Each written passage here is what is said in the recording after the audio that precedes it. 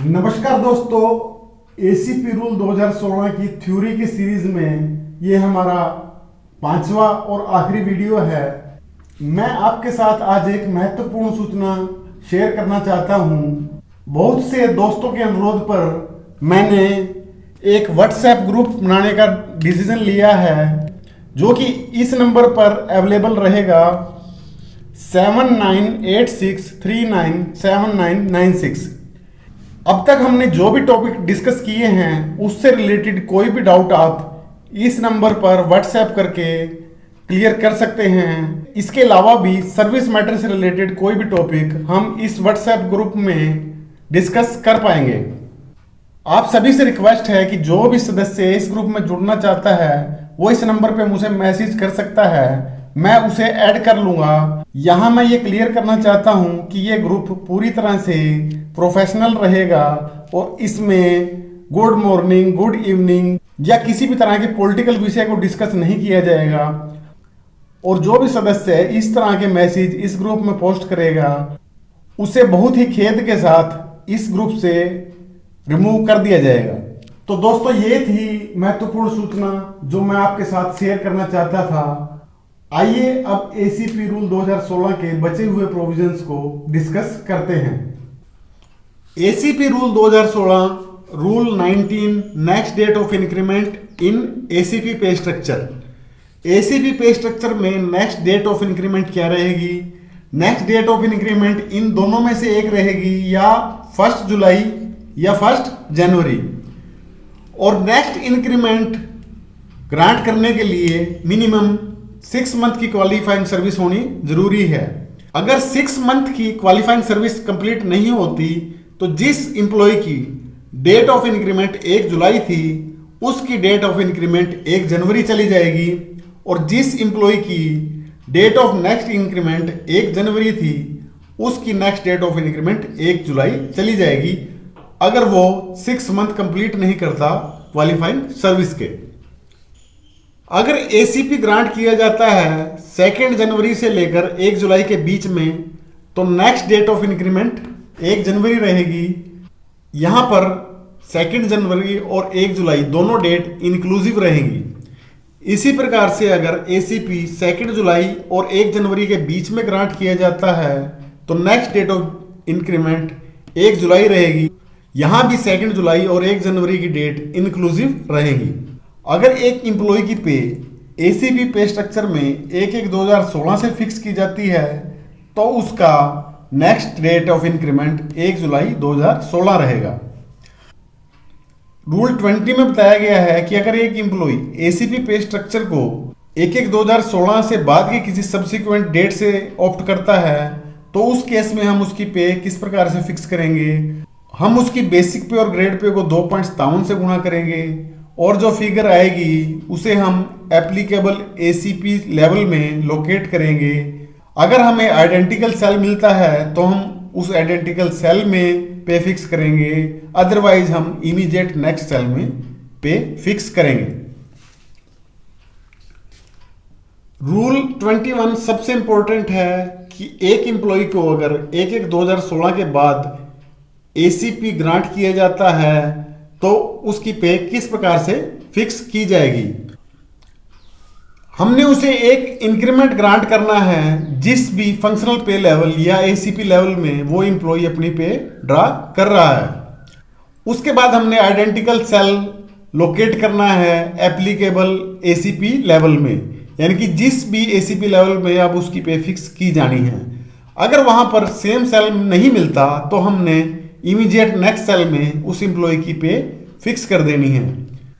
जैसा कि हमने रिवाइज पे रूल 2016 में देखा था, यहां पर भी हमने प्रेजम्पटिव पे के प्रोविजन को ध्यान में रखना है। फॉर एग्जाम्पल, अगर एक इंप्लॉय को 2 जनवरी और 1 जुलाई के बीच में एसीपी ग्रांट किया जा रहा है और प्रेजम्पटिव पे फिक्स करने के बाद हमें यह पता लगता है कि उसे 6 महीने के दौरान डेट ऑफ इंक्रीमेंट चेंज करने के कारण कोई लॉस हो रहा है, तो उस केस में उस इंप्लॉय का डेट ऑफ इंक्रीमेंट चेंज नहीं होगा। प्रेजम्पटिव पे के प्रोविजन को समझने के लिए आप इससे रिलेटेड वीडियो देख सकते हैं जो कि मैंने चैनल पर ऑलरेडी पोस्ट किया हुआ है। उससे आपको इस विषय को समझने में आसानी रहेगी। और दोनों जगह यानी कि रिवाइज पे रूल 2016 और एसीपी रूल 2016 में एक ही तरह से लागू होता है। आइए एसीपी में पे फिक्सेशन को एक एग्जाम्पल के थ्रू समझते हैं। हम एक एग्जाम्पल लेते हैं। एक क्लर्क है जो 5/8/2010 को अपॉइंट हुआ है 5200, 20,200 प्लस 1900 ग्रेड पे के साथ, जो कि क्लर्क का प्री रिवाइज पे स्ट्रक्चर था 1/1/2016 से पहले। ये एम्प्लॉय 8 साल पूरे करेगा 4/8/2018 को। हम ये मान के चलते हैं कि इसने टाइप टेस्ट या इक्विवेलेंट जो भी टेस्ट है वो पास कर लिया है। इसके खिलाफ कोई भी डिपार्टमेंट इंक्वायरी या कोर्ट केस पेंडिंग नहीं है at the time of granting ACP. Not under currency of punishment, ये इस समय किसी पनिशमेंट की करेंसी में भी नहीं है, और वो फिट फॉर प्रमोशन है at the time of granting ACP.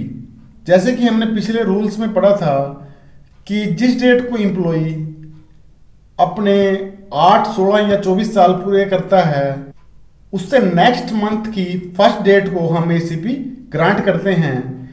इस केस में क्योंकि 4/8/2018 को 8 साल कंप्लीट हो रहे हैं, तो इस एम्प्लॉय को 1/9/2018 को फर्स्ट एसीपी ग्रांट किया जाएगा, प्रोवाइडेड दैट कि उसने ये कंडीशन फुलफिल कर रखी हैं।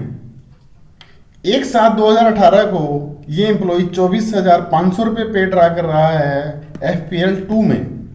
जैसा कि हमने रूल में पढ़ा था कि इसी लेवल में जिसमें ये ऑलरेडी पे ड्रा कर रहा है हम एक इंक्रीमेंट ग्रांट करेंगे, जो कि नेक्स्ट इंक्रीमेंट रहेगा 25,200। क्लर्क के केस में फर्स्ट एसीपी के बाद एम्प्लॉय को ACPL 4 में प्लेस किया जाता है। आइडेंटिकल सेल 25,200 ACPL 4 में अवेलेबल नहीं है।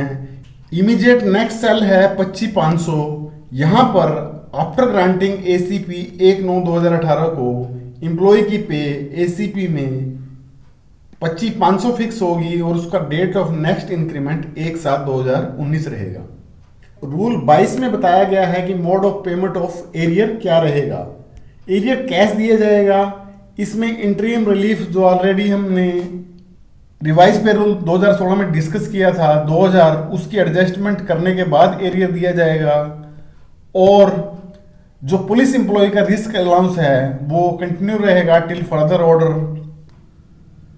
रूल 23 में बताया गया है कि अगर कोई प्रोविजन एसीपी रूल 2016 में प्रोवाइड नहीं किया गया, उसी केस में HCS पे रूल 2016 के प्रोविजन लागू होंगे। रूल 24 में बताया गया है कि इन रूल्स से रिलैक्स करने की पावर गवर्नमेंट के पास है।